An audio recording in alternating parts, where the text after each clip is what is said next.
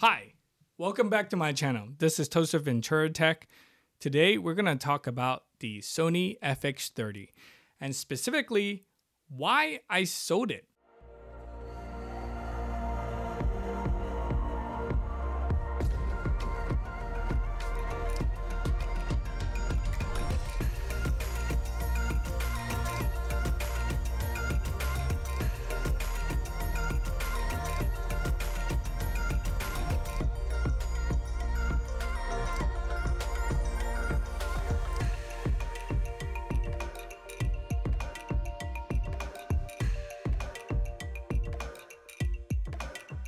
Purpose of this video today is for us to have a heart-to-heart, a chat, or maybe like a therapy session. The reason why I sold the FX30 is simple. I'm a hybrid shooter and I focus 50% on photos and I focus 50% on videos. And the FX30, despite of the fact that it is an insanely powerful video-centric camera, the photo aspect is just not there for me. And I ignored all the warning signs and all the YouTube reviews out there. I figured, you know what? I can make it work. So I bought one used. I never buy camera new, but I bought one used and I took it to Asia and I traveled with it for 2 whole weeks and I shot with it every single day. As soon as I came back, I listed the camera and I sold it. I don't know if you guys can hear, but it is freaking blazing hot here and I am sitting in a street stall with a scooter passing by. Ordered a spaghetti for breakfast. You know what? There's always time for spaghetti. If you're watching this video, you are probably in the same shoe as I was about 3 weeks ago. On one hand, you can buy this used FX30 for like $1,600 on Facebook Marketplace and no tax. Or you can just go to Oregon or Vegas and buy one, no tax.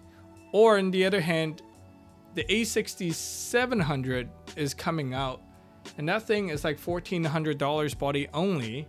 And it has pretty much the same video specs minus a few key items. Which one should you be going for? If you're a hybrid shooter, like if you remotely focus on photos, you can skip the FX30 and just go straight for the A6700 because that's what I'm going to be doing. All right, let's go into the reasons as to why. Reason number one is the size and weight, especially if you're using it as a daily driver or a travel camera. The FX30 is the same size as the FX3, which is a full frame camera.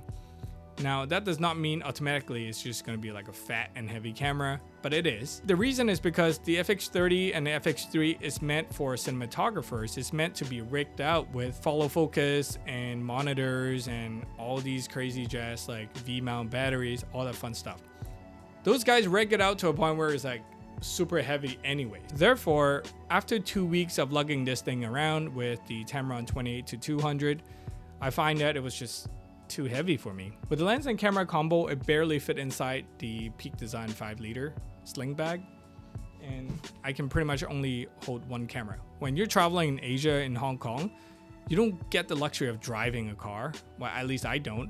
I have to take the public transportation. So imagine carrying like 6 to 8 pounds of a camera with the lens combo and extra batteries. Things get pretty heavy pretty quickly. Number two, this is going to be subjective and more of a personal use case. I used maybe a third of the video function. This camera is so insanely powerful. In a way, I feel like it's wasted on me. I shoot in manual mode, S-tone color profile, peaking turned on, zebra turned on, sometimes auto ISO, auto white balance, 4K 60, 4K 30, and 4K 120.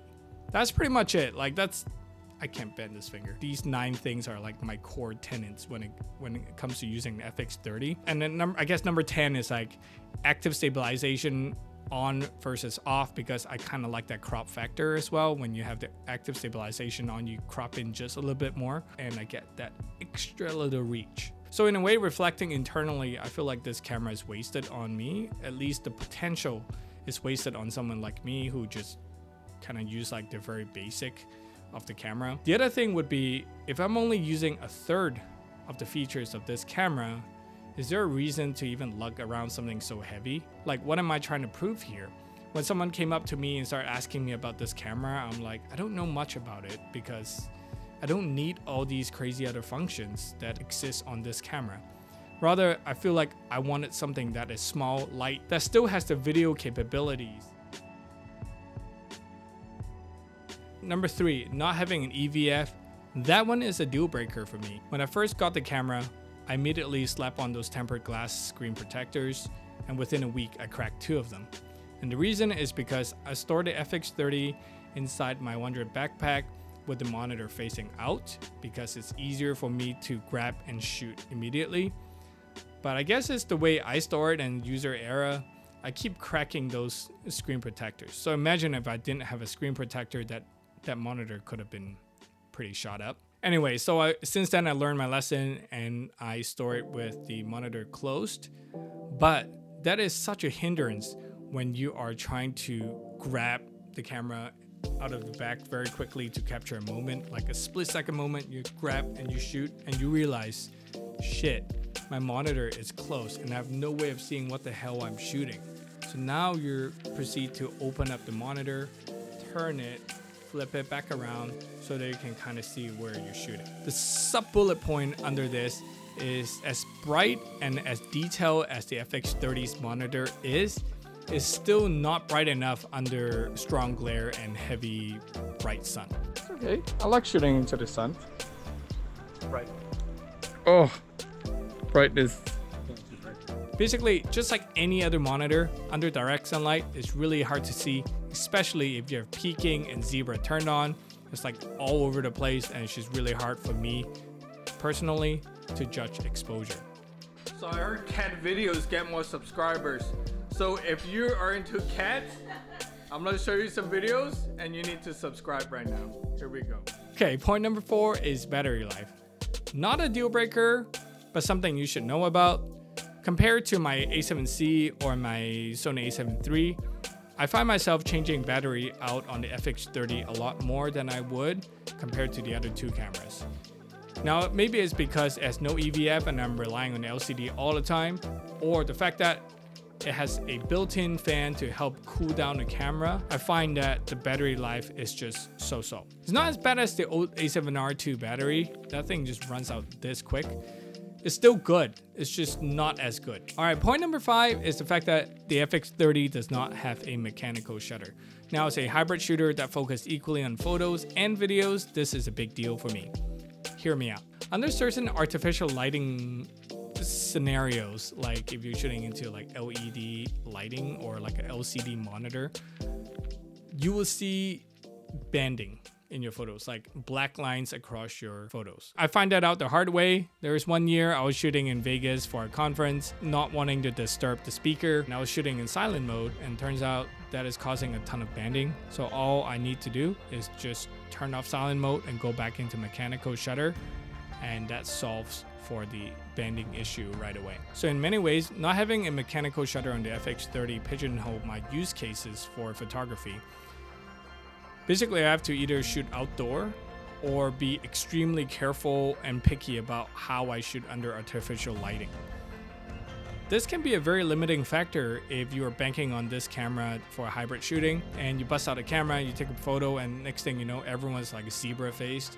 Then you know why. So there you go. Those are my 5 points as to why, as much as I love the FX30, as a hybrid shooter, this is not the camera for me. And if you're a hybrid shooter, I would highly recommend you guys looking at the Sony A6700. I did pre-order it, but I got sidetracked and I ended up canceling the pre-order because I shifted the budget to something else. You guys ready? You guys want to guess what it is? Boom. Let me know in the comments below what you guys think this camera is. Hopefully you guys enjoyed this little chat, my little therapy session, and learned something from this, at least from my experience, why I ended up selling the camera. And if you're in the same shoe as a hybrid shooter, just skip the FX30. It's a great camera, it's a great video camera, but unless you're only doing video, then get the A6700, because I think that is like the new king of hybrid shooting.